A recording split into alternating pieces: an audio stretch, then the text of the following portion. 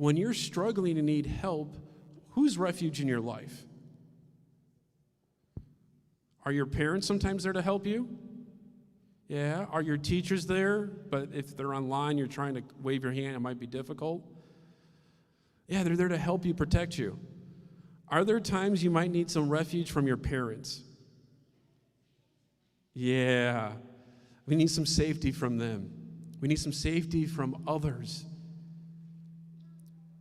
The reason why I bring this up is right now in our country, we need some refuge right now, don't we?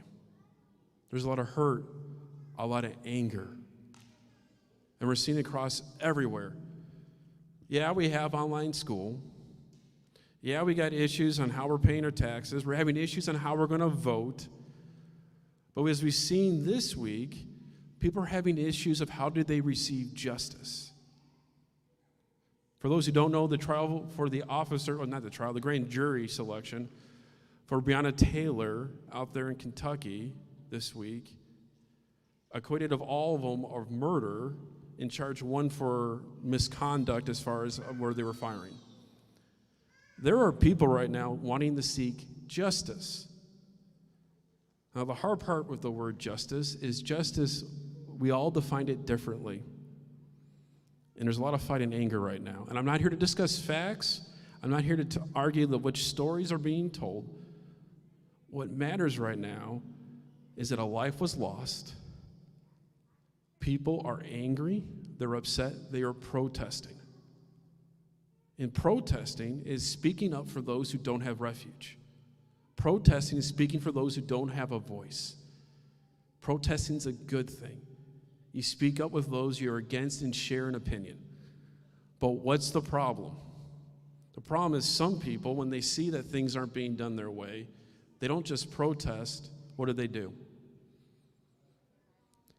They destroy. They light things on fire.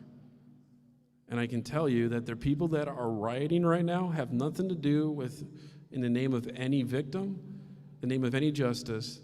There are people that want to see the world burn. That is not protesting. That is destruction. And the hard part is when we see ourselves in the year 2020, you would think we as humans could figure this all out together and take care of things. But we're not. Well, then, how about the government? The government can be our refuge. They can take care of things. But here's the thing. We live in a country that 250 years ago, a whole bunch of leaders in northeast of the United States protested their government. They said the need for people to speak up, those who are oppressed. But did their protesting just stay at the protesting level? There were riots. There was destruction. There were fires. And guess what it led to? A war. And once that government came to be, protesting and revolts continue to happen. The point I'm trying to say is even our government isn't made to be a true refuge. So where's a place that we could go for a refuge? The church. We should be that place that people can visit and come to for safety. But is the church always a place of refuge? Yeah, we're all laughing because we know the answer to that. No. And what's interesting talking about protesting, when it talks about that, is we have an interesting background here at Southlake. See, we are Lutheran. 500 years ago, a whole group of individuals protested the ruling authority of the church. They stood up for the need to share the gospel, to share Jesus with people, because the church wasn't being that place of refuge. Do you know what we call that age of that time of protest? The Reformation. And those people who spoke up, they were labeled in Latin as protesters. That's where the English term Protestant comes from. Those who protested against the church. We too, as a body of people, as much as we should be a place for people to come for refuge, we don't always get the job done. So if it ain't us that can figure this out, if it ain't the government that can be that refuge, and the church seems to be dropping the ball now and then, who do we go to for that hope, for that love? Well, our reading today will help us better understand what it means to say, thy kingdom, thy power, and thy glory. Our reading today came from Psalm 91.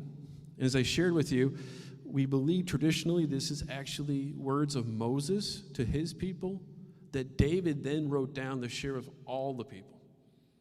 Well, who was Moses? Moses was that guy who split the Red Sea, right? Let my people go. For those who love the movie Prince of Egypt, right? He saved his people. He led his people. He was a great prophet. But Moses was somebody, as a baby, cast aside in a river. Moses was somebody in exile for 40 years for the murder of an Egyptian. Moses watched his brother try to usurp his power. His sister tried to take his power. And as he led God's people daily, God's people complained and yelled at him. That's Moses. And the writer David, we know David's story, right? David and Goliath. He threw stones and took out Goliath. He helped start the nation of Israel. He's wrote Psalm 23. But David was somebody who dealt with dad issues.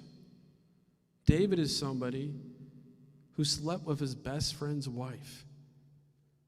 David watched his son assault his daughter, and his other son try to take apart the kingdom. The reason why I bring this up, as we read Psalm 91, we're reading about two men who led God's people who are just like us, broken people trying to go through this together. The writer says, all to the Most High, where do we find rest in the shadow of the Almighty?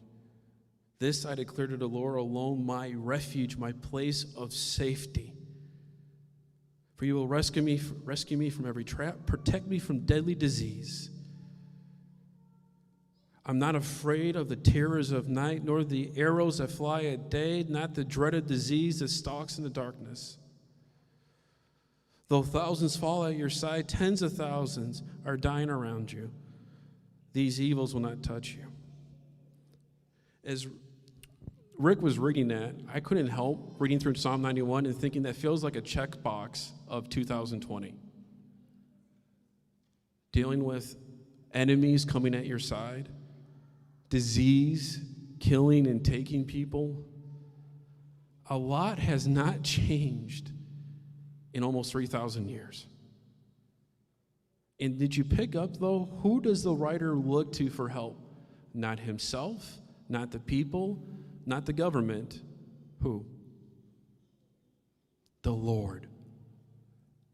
In fact, he says, Most High, Almighty, Lord, my God, you are my refuge.